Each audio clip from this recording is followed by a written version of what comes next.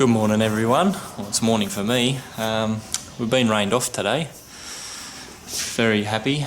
I know not many people say that when they're rained off, but it's so good to see that this forecast was correct, and we've gone to go out this morning to out on the coastline where the trough's sort of sitting at the moment, and yeah, it was drizzle to light to heavy, and it just wasn't worth pushing the mowers around on the wet soggy grass trying to mulch all that up. It's not worth doing when you're not going to get a nice finish. So instead of working, I'm just going to record this quick episode. I had planned for later in the week anyway, knowing this weather was coming. Yeah, it's something I've wanted to do for a little while now, and explain reasons as to why I've chosen the gear that I have, and everyone knows by now that it's Husqvarna. There's many reasons I've gone that, but you'll see in this video I'm going to be comparing, where is it? That whip snipper up the top, the Bushranger, the Husqvarna, and down the bottom we've got the Stihl there. Now they're not hung in any order, they're just up on the wall there. The Husqvarna's at chest height there, where it's most convenient to grab because that's the one I get the most. So I wanted to just go through a few things, and I've obviously got a bit of a list, so I'll be reading off that because there's a little bit to cover as to why I've chosen the Husqvarna over the rest. So stay tuned, and yeah, hopefully I edit all this right too. Alright, got the mowers behind me there, sorry. Alright, we'll give this a go, eh? Alright, so first up we'll talk about the Bushranger. Let's see if I can do this a bit better now. That one. Alright, so it's a 23cc engine. L23 is the model number of the professional series.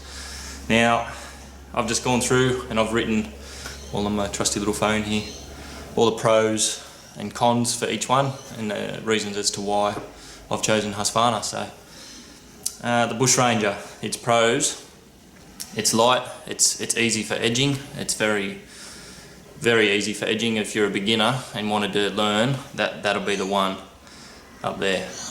It is very easy to get the hang of. I've got a bent shaft that my brother's got at the moment.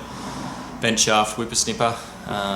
It's a Stihl whippersnipper, but that was probably the easiest to learn off when I first started lawn care, like 10 years ago, on my own properties, and really getting a passion for it back then. So to learn, that was great. The cord was only 2mm rather than the 2.7, which is what I use now, and things like that. Just the whippersnipper cord, the thickness will determine how neat of a finish you can get, especially when you're a beginner.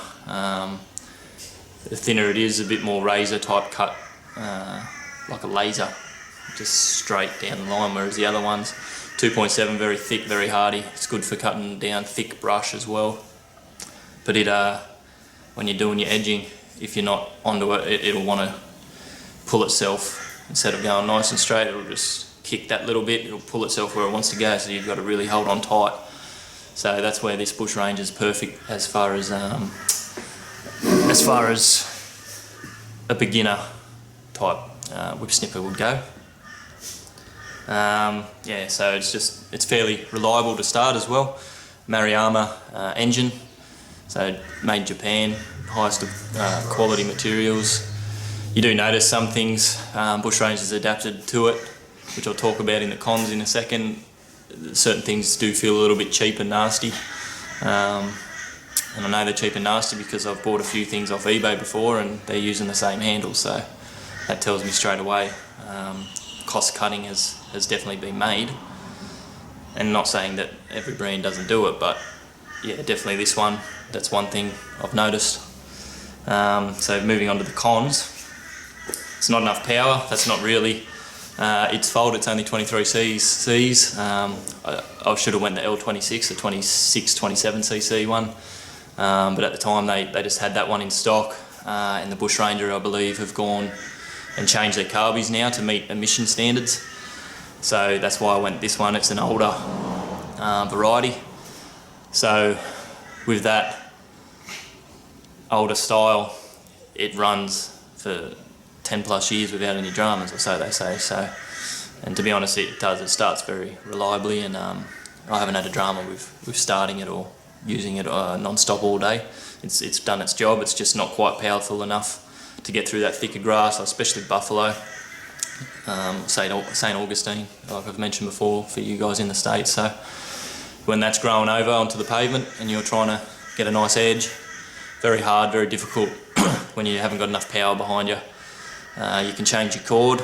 I'll talk about that as well in this video, but even when I changed to my most razor sharp type whippersnipper cord, this thing just wasn't quite good enough to battle the toughest lawns that I've got. And even cooch, it doesn't quite spin fast enough for cooch lawns. When it's thick and matted, it just wants to spin around and not actually cut and slice through neatly, which is not what you want. So sorry if you can hear my dogs scratching around at the moment too. They're just in here, not leaving me alone at the moment. Alright, what have we got? Yeah, the loop handles, that's a big one for me. So I'll zoom in. I might grab them off the wall as I discuss it. And actually I'll show you this one quickly, because it's worth talking about and worth mentioning. So, one second.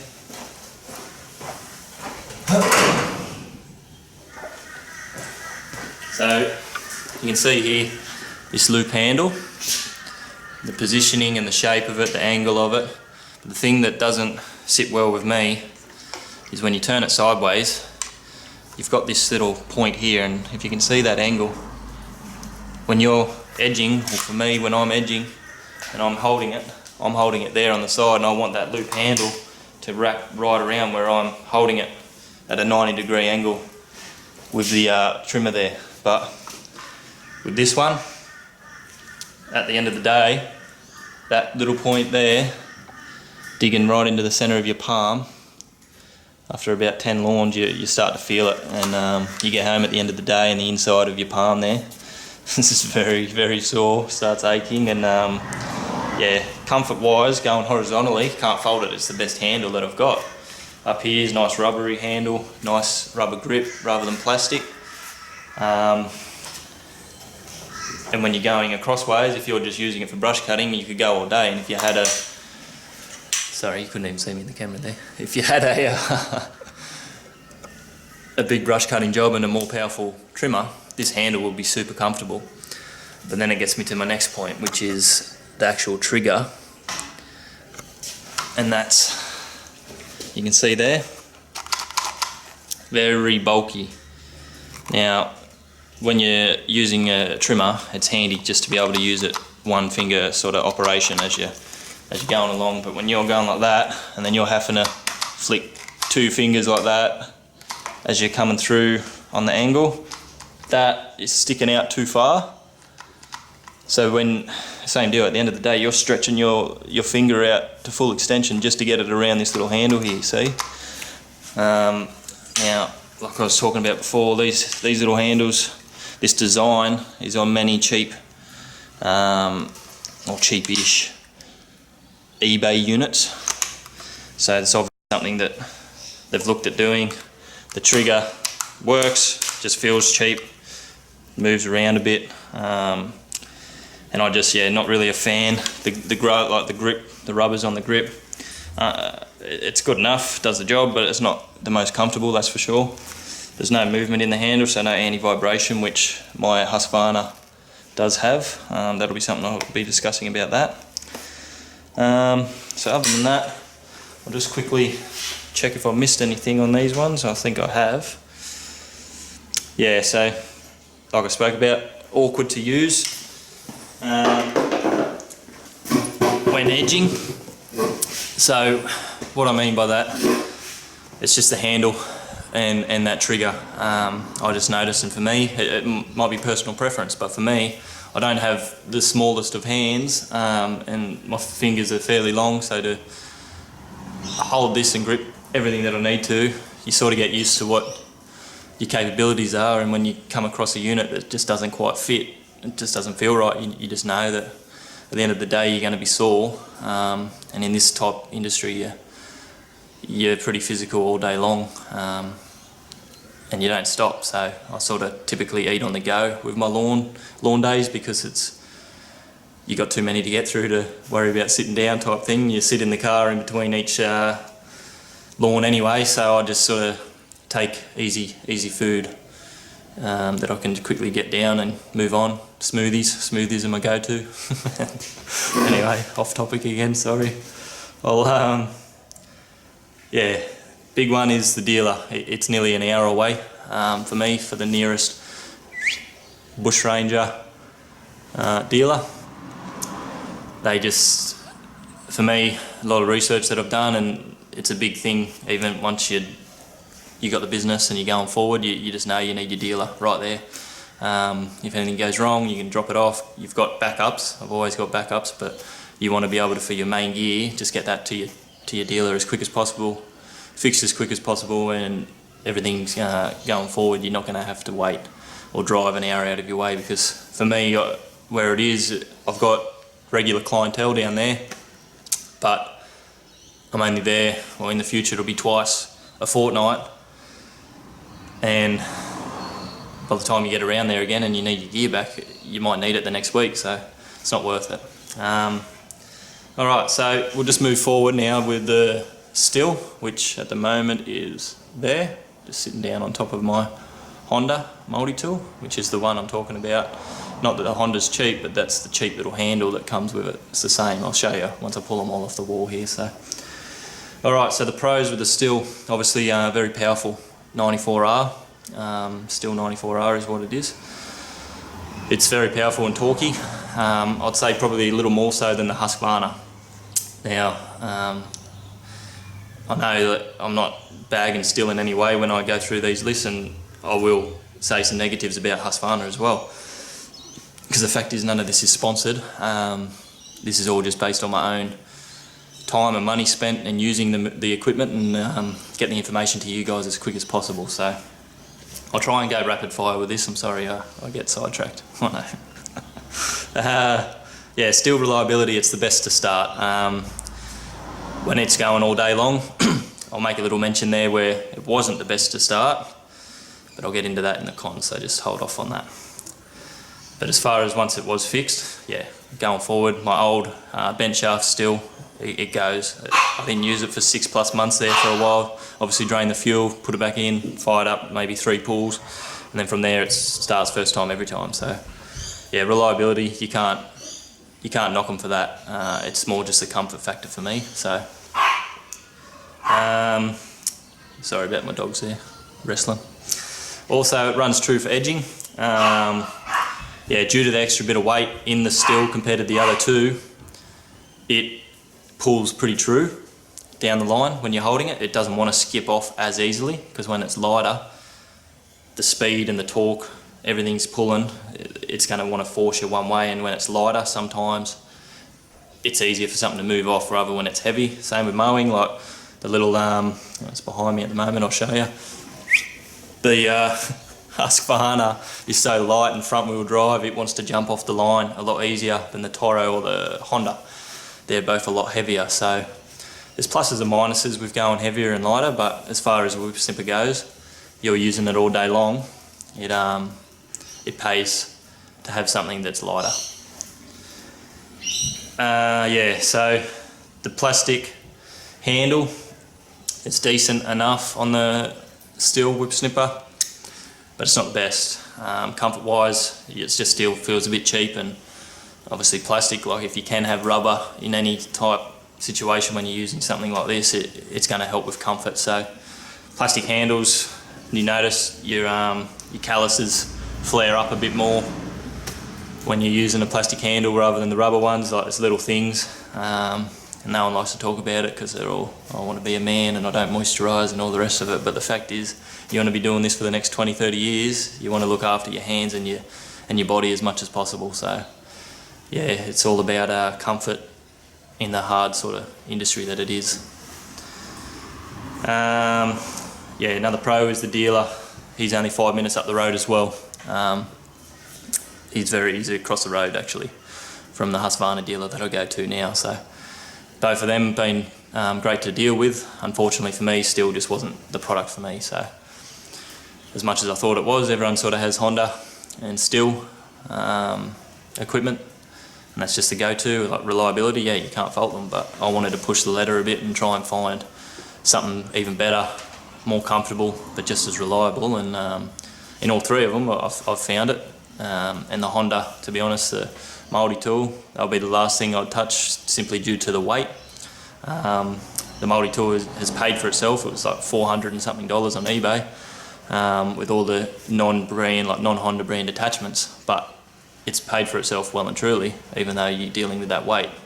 And now I'm getting all this battery gear sitting up there. It's waiting on the multi-tool that's going to get released from Husqvarna soon, and that'll be the next big thing for me, going even lighter, getting the big 5-6 metre length reach chainsaw attachment on the Husqvarna battery equipment. That'll just save us a lot when we're doing large jobs, large tree pruning. You want something light. So let's move on to the cons for the Stihl, because I got sidetracked there again. We've got the heaviest of the bunch. So out of all of them, that is the heaviest one.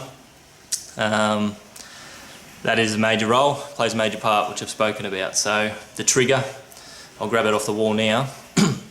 It is a little small, so when you're using it for long periods, you sort of, it's just, I don't know, again, it's personal preference. It's just a bit finicky, a bit dicky, if I can say that. So it's all right though, like for the one finger to operate it, but as far as everything else, I just find it's a tad small. Could be a little bit longer on the loop. Yeah, I'll grab it off the wall, show you that quickly, and then I've got a big point about Stihl and the way they store their products before they sell it to you. So, one second.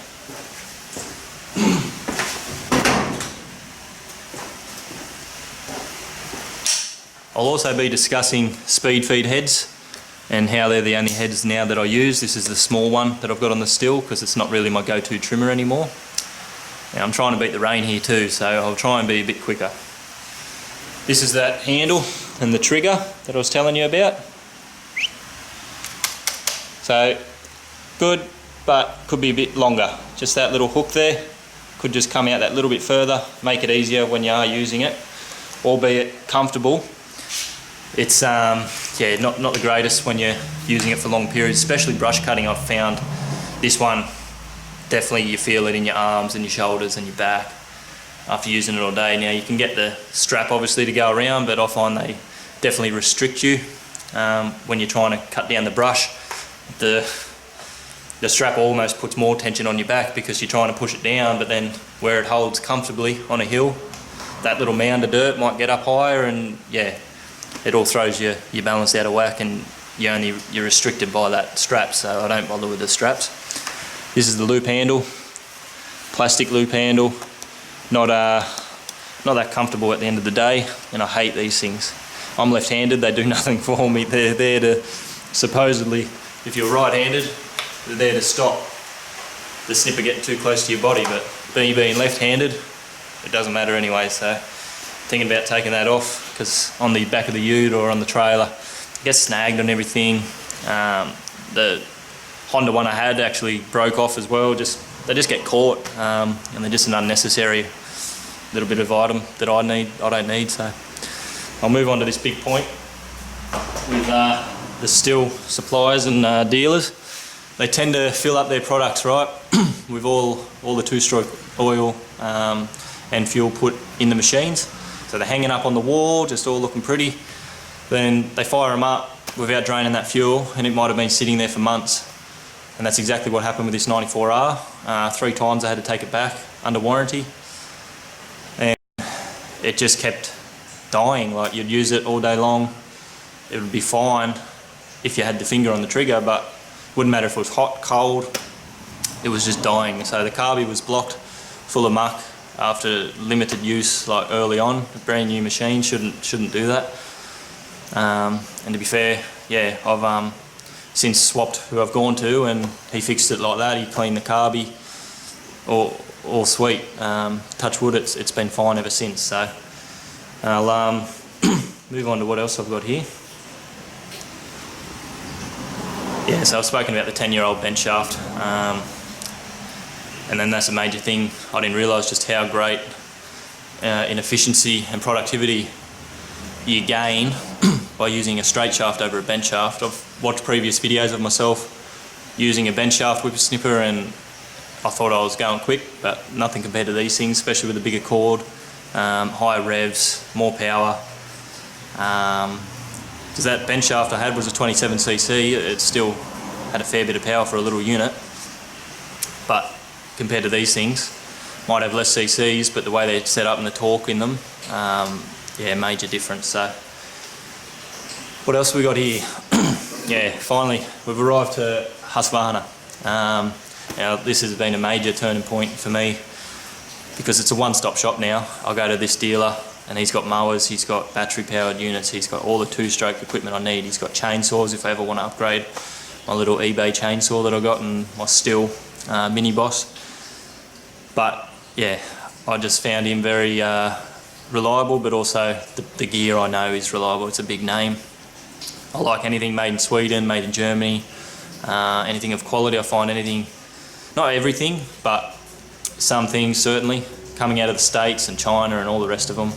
Japan's still up there, but at the same time I think Sweden and Germany and places like that, they're really pushing the innovative ladder and starting to make big strides and starting to eat into this market that was predominantly Stihl and Honda and all the rest of it. So yeah, as much as where they're assembled and all the rest of it might be in China, might be wherever, but as far as their designs and everything like that, it's all coming from one place. So they're all going to outsource and be made in China these days anyway, but I just found their quality. It even comes down, side note, to pressure sprayers. I've gone to all the nurseries, good produce supplies, and the best one I've got is a Husqvarna one now. The Husqvarna quality of the pumping action, of the siphoning action, of the spraying, of the little, it's got a little holder for your thing to go in, like it's just little innovations that make everything worth it, a bit more of a quality product in every way. They've thought about it. So alright. Yeah, so same deal. Hedge Trimmers, battery, I've spoken about that. With Husqvarna, they've got the lot. So okay, the pros for that: whip snipper, it's lightweight. It's very, very powerful for its size and weight. It's definitely got the best loop handle of the bunch, and it's got an anti-vibration, which I'll show you, trigger handle. So when I first looked at it, I thought, what were they thinking with this? But after using it all day long, 8 hours, it's got that little anti-vibration. It actually pivots on itself. It makes a difference. Like, you don't get the tingles, pins and needles. People in this industry know what I'm talking about when you get that in your arms and your fingers and your hands. Not a good feeling. That's just from vibration on that machine all day long. So they've thought about little things like that, which is nice. The loop handle has a bit of rubber, not as comfy rubber that the Bushranger has, but still good enough. Obviously you're doing it 8 to 10 hours a day, you're going to feel some type of fatigue, but it's about limiting it, and I feel that this one does it all round the best. So it's easy to start. However, I've taken one of the air filters out because I just found it's got the 2-part air filtration, and one of the air filters gets clogged pretty quickly, and it was just restricting too much airflow, which made it harder to start. So yeah, going forward with that, I've just ran it now with just a sponge air filter, and obviously given a clean out once a week, which is pretty much all my equipment now is once a week clean outs, because it's too many.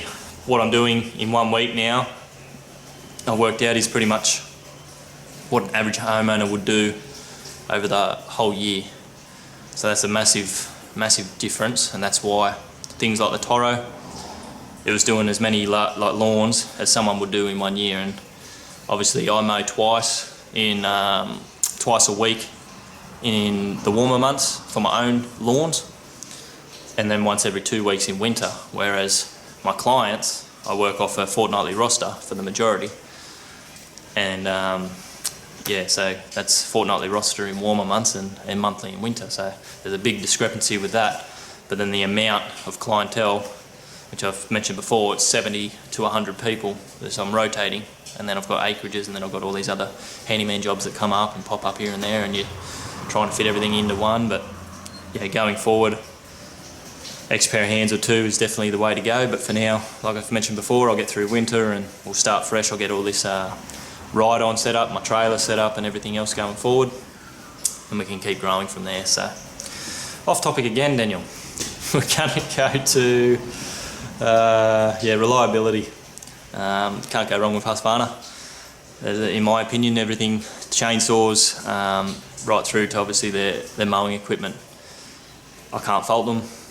Starts easy. If anything goes wrong, which it has with the battery powered unit, that got fixed straight away. The sensor on the trigger, you got a two-part thing. You got to push the handle before you can push the trigger on the battery systems, and yeah, that little trigger in the handle was faulty, so that's been shipped off now back to Stihl, and they're going to fix it, hopefully discover, take it to their research and development team and see what was wrong, which is like, that's massive for a company to stand by their product and go, all right, let's discover what the fault was. And for some reason I seem to get not so much the lemons, but if there's a fault I'll find it, because I know how something should be working. And when I've had equipment for 10 plus years and has not let me down once, I think my old Honda mower, 10 something years old or over, and I think I've changed the oil 3 times. Now that's not feasible, not viable, don't do that. That's a homeowner unit that I had. It's a commercial unit that I've used for home use for years. And yeah, talk to just about any old bloke and they'll say they've never changed the oil in it, they've just topped it up. So yeah, you can't fault gear when it's been made right, and if it's going to last you 20 years, these days if it lasts you 5 years you've done well, you know. So anything like of this quality that I see as quality, I want to have that in my business, because I don't want something that is going to die 1 week and then be working perfect the next. It's like a love-hate relationship, which is what I got with that Toro mower. But when it's going good, it's the best thing ever, and when it fails you pretty bad. So going forward, that's not a knock with Toro. It's a residential unit that I use commercially, which they honoured a lot of things for me, which was very nice on their behalf. And I wouldn't hesitate in getting another Toro, which I will when they bring out a 21-inch super recycler, because at the moment they've only got a 19-inch. And I just can't justify the 19-inch width. It's when I'm used to 30 inches, and the 21-inch self-propelled systems, they're so quick. But yeah, I'll continue on here with the Husqvarna cons. There really aren't many. Due to its lightweight, if you're not proficient at edging, you will notice it skip off a little bit. So you've just got to keep that nice straight arm when you're holding it and you're edging. I'll do some videos on sort of how to edge like a pro, like all the videos that I've watched on YouTube. But it was funny watching some of them. They walk forwards, like just certain things I watch and I laugh, because if you're on there and this is what I want to do for YouTube, if I'm here telling you what to do, I want to be giving you the right information, the correct information, and I'm not gonna talk smack to you, if that makes sense. I'm not gonna lie. I'm not gonna be the one that's pretending like it's all rosy, because it's not. Like, we were rained off today. Like, it's a real business, it's a real life scenario, they're real life situations, and yeah, just because I mulch full time doesn't mean that everyone's going to do that. No, like, bagging does have its place. Today I probably could have got away with it if I bagged, but I don't do that. I don't provide that service, and I don't muck around with it. It's just too much time wasted, and it's not necessary. So anyway, sidetracked again. The air filter I've touched on just needs cleaning so often, if you're going to keep that 2-part system. Yeah, I'll see if this can focus a little bit better. Alright, it might stay locked on me now. Just noticed it was getting a bit fuzzy there on you, sorry about that. Yeah, I should make mention, all these whip snippers, I'll grab the Husqvarna off the wall now. I'll show you the trigger and the handle, and then I'll show you the speed feed head, because that's what I'm going to get onto next. All the stock heads that come with the unit, I've found the speed feeds is far superior, far better, especially when used commercially. But even residentially, I wouldn't use anything other than a speed feed head now. So much quicker, so much easier to load, and they can hold a fair amount when you go the larger size, which is what I've got on the Husqvarna and the Bushranger. Another reason I take the Bushranger rather than the Stihl, a lot of people don't know the brand up here, so when it's sitting on the back of my ute, people aren't going to look at it and go, oh, I want that, you know. So It's all about being a little bit smarter with what you do, and when I get this trailer, it'll obviously have lockable racks for all my equipment. And you need a code obviously to punch it all in, or a key to unlock it. And that's the way to go. You've got to keep your gear covered. And as much as you're covered under warranty, you're not when it's just sitting there and someone can walk past and just take it off the back of your ute. So little things to make mention, but future videos, always something to talk about. So I'll grab this whip snipper and I'll show you what I'm talking about with this speed feed head. So now it's still a bit damp, obviously. Been on the back of the ute this morning. But yeah, this is by far my favourite trimmer, my go-to trimmer. You can see, can't tell obviously with me holding it, but I can tell you right now that it's not as light as the Bushranger, but it's also a lot more powerful, a lot better unit. There's the speed feed head there, a large one. You can see much larger than that Stihl. Holds 8 metres worth of line. You feed it in one side, pull it all out so it's even. You've got 8 metres worth, so pretty much you're standing back 4 metres from the head. And then you just feed it in, like give it a, I'll just do one here quickly. You just twist like that and the line gets shorter. You see that? That's how easy it is. Now obviously you wouldn't run it that short. You could, but I run it slightly longer, probably about 6 inches long. Perfect for edging. Just gives a nice finesse finish over the top of the grass when you're going horizontally as well. Another little tip there. Here's the rubber handle, loop handle, perfect loop handle. See that? Curves all the way around. So even when it gets to this pivot point, that's a curve. And as you're doing this on your edges like I've spoken about, that's perfect where you want to grab it, where you want to hold it. Handle. Let's see if we can see this. So, let's do this. That twists on itself, which is a major improvement in vibration and what you feel up through your hands. The trigger, nice and long.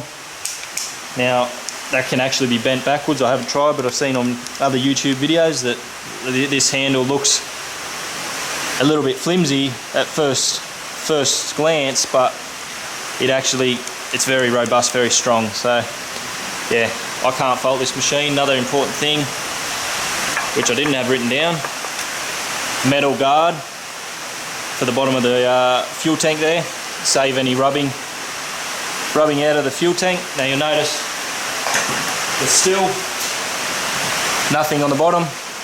Very hard plastic, going to take a while to wear down, but eventually it will. It is only plastic. So just all these added little things, and for the same amount of money, I feel you're getting a lot more bang for your buck with the Husqvarna products. So same deal with this Bushranger. At least it's made an effort. It's put a plastic guard on the bottom there, which is better than nothing. So just little touches that obviously each company has their own little ways of doing things and their own little touches. So that's just Husqvarna's added little thing, and then being metal, it's just major quality. It just speaks volumes for me. Obviously I can do comparison videos in the future. Just comment as well if you're enjoying these type videos, because I definitely will do more of them. So comparing the blowers, which I have 3, there's 2 here, and my brother's got my Stihl 56, or BG 56 it might be called, something like that. And obviously I've got the hedge trimmers to talk about. So you've got the Bushranger up top, the Stihl and the Husqvarna. They're all 2-stroke units.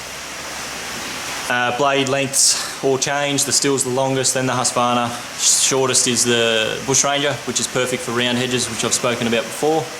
Lightness goes to the Bushranger. Anyway, that's another video. We'll continue with this, and I'll wrap it up very shortly, I promise. Okay. So the only thing with the speed feed heads, which I'll make mention of, sometimes with the units, it'll sit off. I'll show you quickly. It'll sit off the end of the head just enough. So see if you can see the gap there. It's not quite flush, whereas when you've got obviously the head that comes with the unit, it's flush. And all this does, when you're in thick brush, it can wrap itself around if you're not revving hard enough and if you're trying to take too much off. So when I'm in thick brush, like 5 feet high type grass, I take it slowly down. I don't try and take the bulk off because it wraps around, especially if you're near vines or stuff like that in the scrub there. These units are good enough for it. There's obviously better ones and more powerful ones, but for me at the moment this is all I have, so this is what I use. That's one thing to consider if you're not careful, but on a typical residential block you're never going to have an issue. I've never once have, and I mow fairly long, so just an important consideration to keep in mind. What else we got? Okay, yeah, so I run no guard, which you would have noticed on most of them. I've got obviously the guards on the Bushranger and the Stihl, which I'll be taking off in future now, as yeah, it'll be typically just me on the snipper anyway, so I prefer no guards for the simple reason you're saving on weight. It's really only protecting you, as in the user, and not the public. And by protecting you, all it's really doing is stopping, especially when you're in grass, it's only stopping grass getting flicked up on your legs, which happens anyway. So you know it when you hit a rock, yeah, like, but I've done it before with the guard on and it still comes back and hits you. So it's yeah, it wasn't a real necessary thing safety wise for me. You turn it sideways, the way it spins, it's flicking. You want to flick it away from you, not towards you anyway, so that's just common sense. And then as far as, yeah, the weight of it, you're definitely saving on weight, so that's one reason I use it. And you can see clearer when you're edging. You can see down that line. Sometimes certain ones, especially Honda, things like that, Tanaka is another brand, they come with these massive big guards. You can't see your line if you were to edge, and yeah, for me there's no point using an edger when you've got a perfectly good whipper snipper, and if you can control that line, you're in and out a lot quicker than pulling another piece of equipment off the back of your ute. So another side note there, sorry. Alright, so just in regards to the length of whip snipper cord or line, just don't run it too long because it puts too much unnecessary strain on your engine. It will wear out your engine quicker. Now a lot of my gear, I will be able to test this theory out. I'll keep a guard on one snipper obviously and see how the engine does go in comparison, just so I've got a little bit of a comparison with it. But yeah, that's one thing to consider. If you're too long, you'll hear it, it's struggling to even push that line around. And the idea of the guard is the manufacturer sets that little cut-off point on the guard to the specific length the cord needs to be to run the engine at its most efficient. So makes sense. And even when I run without a guard, I'm running slightly longer than what it would be if I had a guard on. But simply it wears out that quick when I'm edging along a concrete edge. It wears out pretty quick anyway. So it's minimal how much strain is on that engine for that period of time. Yeah, so Husky's line is my favourite. Husqvarna's trimmer line. I've tried them all. I've tried Stihl. I've tried all these other different brands, popular brands in the shops. All the mower shops I've been to, so many mower shops since I've been up here, just trying and trial and error. I wanted to put my money and time into it to then speak to you guys open and honestly about it. Because I've tried it all, I've spent the money to get it all, and here's what I found. So yeah, Husqvarna has like a hexagon shape in all their sizes, I'm pretty sure. And that hexagon shape actually gives a truer cut when you're edging, and I love it for that. But a crisp cut too, real sharp, razor's edge, nice, rather than a round line or a square line or anything like that. They're hexagon shape for whatever reason.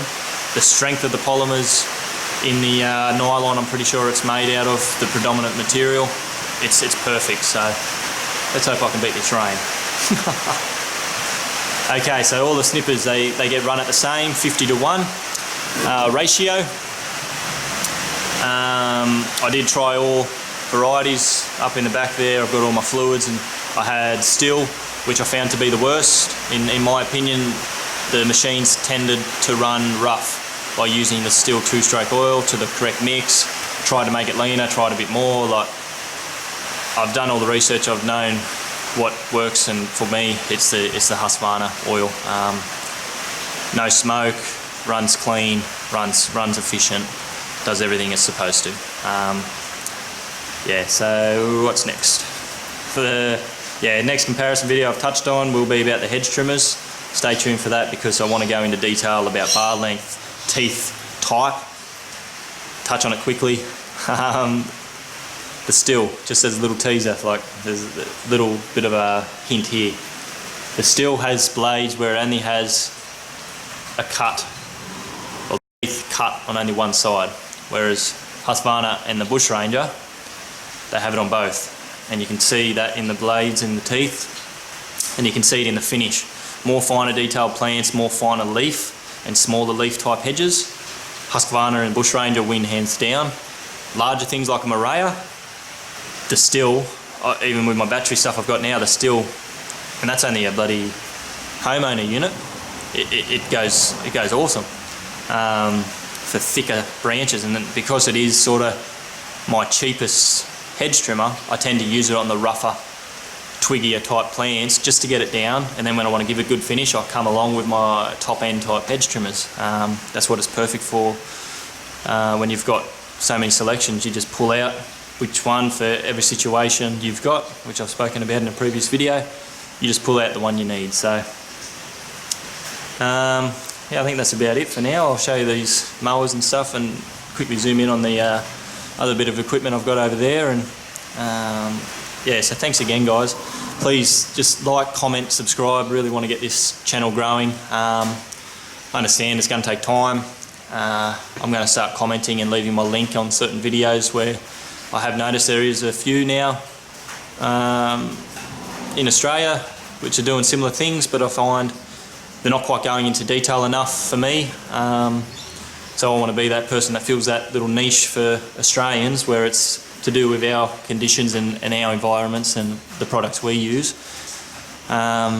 Because yeah, it needs to be a bit more in depth, and I know my videos are slightly longer than the majority as well, but if you stick with me, there'll be a lot of great content here, and then obviously going forward there'll be enjoyment videos where you can just purely watch me mowing and things like that. But as far as the handyman works, I tend to, now the business the way it's running, that'll be winter time. You'll probably see a lot more of that because I'm pretty much flat out now. Full time is what I will be, and I can't believe it. I was going to do another video on this next week, but it'll be full time now, pretty much lawn care, acreage works and yard maintenance. So that's a major goal achieved with the business. I'm very happy with that.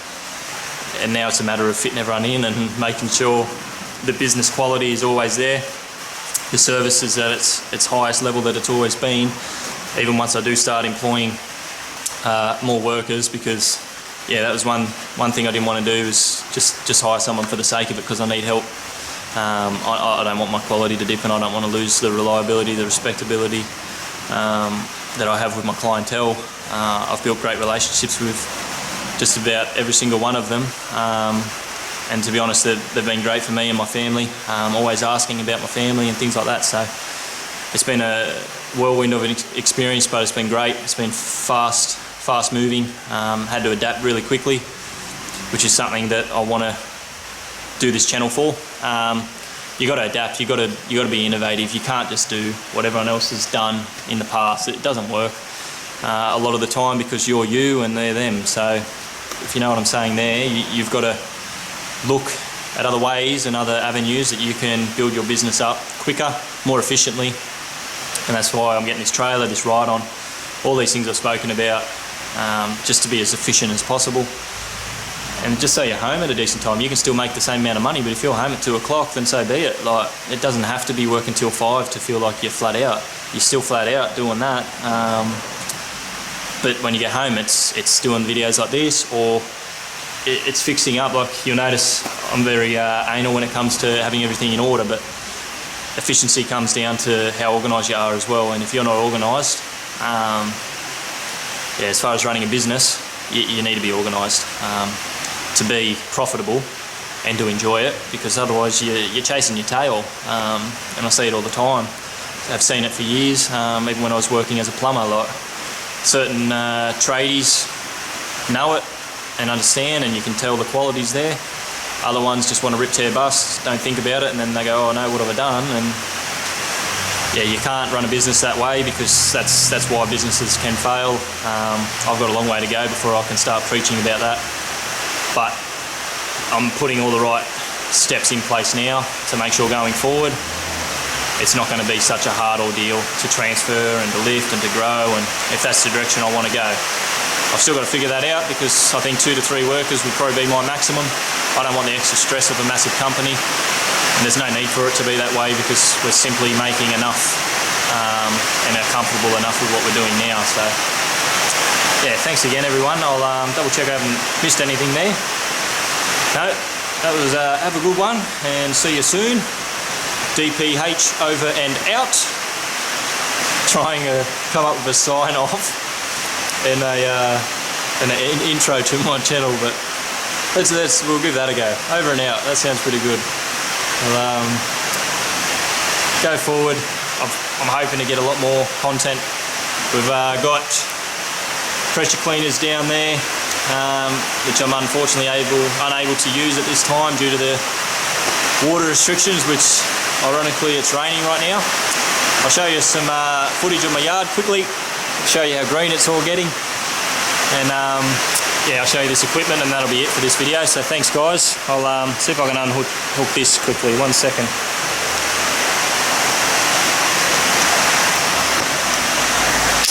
Look at that, very good. Alright, so you'll see, oh, we may as well put the Snippers here side by side. There's my lighting again. So you see size wise, even though it's only a 23cc, it's not much difference when you're gaining a lot more power with these two. All about the same length, so none of that's an issue. Something I did look at with the bent shaft versus the straight shaft. I'm a bit taller, so straight shaft definitely suits me better. And you've seen it before, Honda HRX. It's a little weapon, albeit a little bit cumbersome to use with that little lever setup for the self-propelled. Not the easiest to use, but still great mower, very reliable. This little beast has been going great as well. Husqvarna LB553se, all the rest of it. That's one thing with their names, they definitely have weird model names. Instead of GCV 200, HRX 217, like, it's just so simple. They just got to make it complicated, but they're very intelligent people, so who am I to judge what they're doing? And here's my baby.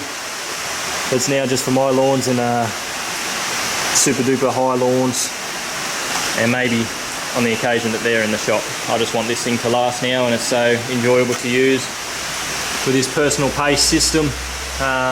Very, very simple to use. Just one hand could operate it, but you just push down and that determines how fast you go.